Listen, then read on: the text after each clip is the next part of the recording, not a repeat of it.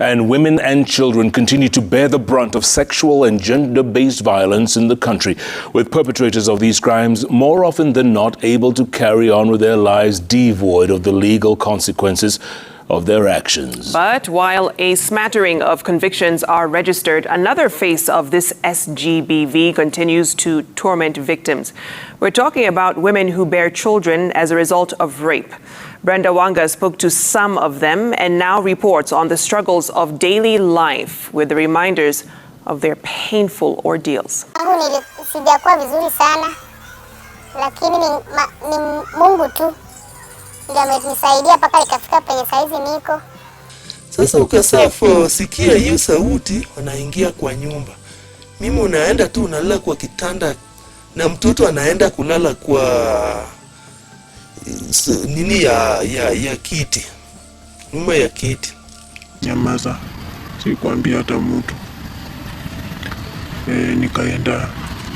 Nikaamua kwenda kwa dada ya mamangu mwingine.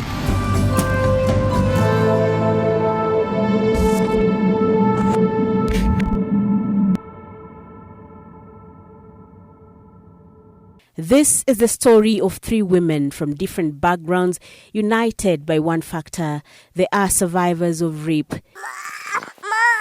Besides the trauma that bonds them, they also share one more common factor: all are mothers to children born out of that act of sexual violence. 45-year-old Jaina, not her real name, is once again out of a matrimonial house. This has been the routine for the last 4 years. Her trouble started after the general election of 2017. She resided in Kondele, one of the volatile neighborhoods of Kisumu County, during that period. When the presidential election results were announced, chaos broke out and police were called in to restore order. But that government decree brought sexual predators to her estate, to her doorstep, and to her bedroom. Polisi ukisa ingia, wapi bwana, anasema wapi bwana yangu? Na mimi anasema bwana yangu hayuko. Anasema ingine, wapi bwana yangu? Na unasema ananyamaza tu. Sasa mimi kusanyamaza, polisi moja wanaingia mpaka kwa bedroom. The police officer followed her to her hideout in the bedroom, she says. Sasa ukisaenda huko, ana raped mimi. Sasa ukisa raped, unanyamaza tu. Ukisa rape natoka tu, naenda. Bwanangu anakuja. Unknown to her, however, she was carrying the scars of her attack, and 9 months later, she delivered a baby girl.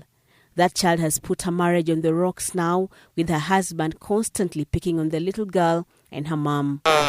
Pata mtoto karibu mwaka moja na kitu, unanyamaza tu kidogo. Ukifika karibu mwaka moja na kitu, bado anagombana.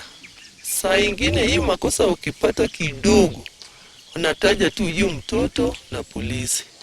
Sasa ukisapata ikisa gombana kabisa, hiyo juzi sasa ni karibu ni mwezi 6. Hiyo maneno ya shida iko kidogo kidogo, pesa kuna, loan hiyo. Ukipata hiyo maneno ya loan pia unagombana mpaka unataja tu hiyo maneno ya polisi na mtoto. The physical abuse from her husband has all but driven her out of a marriage and forced her to seek life outside of that marriage. She struggles to set up her life afresh together with her child. She says that child, a product of rape, reminds her of the country's election cycle and her determination to not ever participate again. Nimechoka hiyo maneno ya election. Nimechoka kabisa.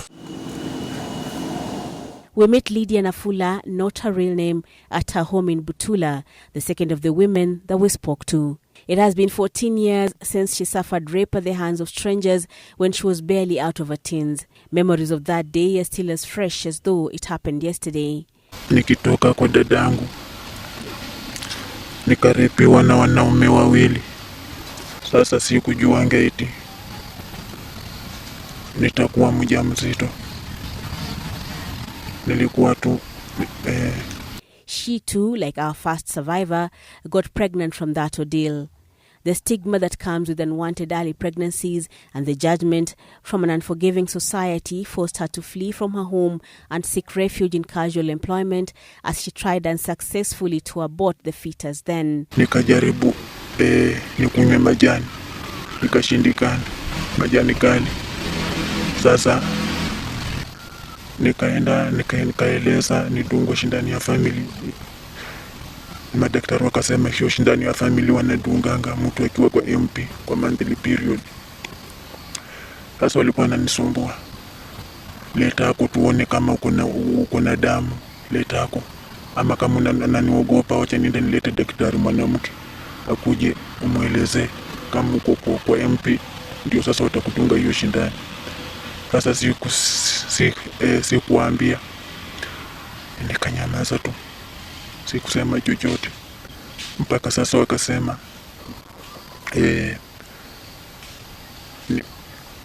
tena nikaenda nikataka nifanyiwe abortion. Sasa walikuwa wananiambia niwape 1,000 ama 500.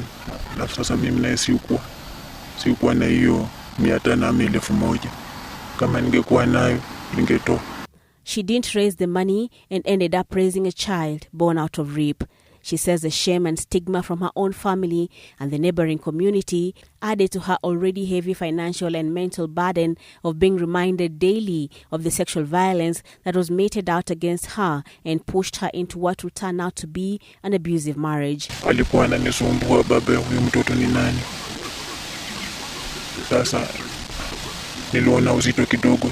Sikuwa nikiwajibu. Popote naenda nikienda kwa anko yangu ananiambia tu baba huyu mtoto ni nani. Nikienda hapo kila pahali nikienda. Sasa ilibidi ninyamaze tu. Lydia now survives on menial jobs. Her perpetrators, who have never been identified nor punished, seemingly got away scot-free as her life was irrevocably changed. She was kicked out of her marital home and land and has fought hard to be allowed to set up her home in her deceased parents' property. Mary Makoha runs an NGO, the Rural Education and Empowerment Program, REP, that helps people like Lydia.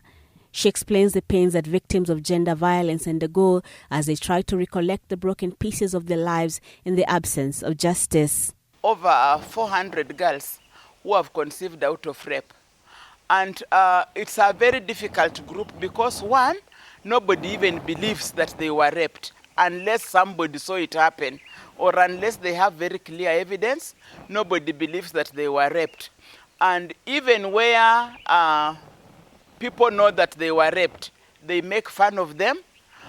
You get like the family members don't even give them support. Mashariti tungependa kama ingekuwa kali.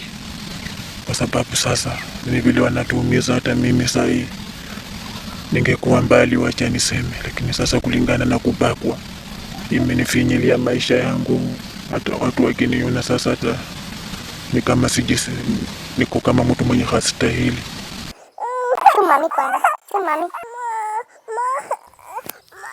Cynthia, whose identity we are also protecting, lives every day with a child whose father she does not know.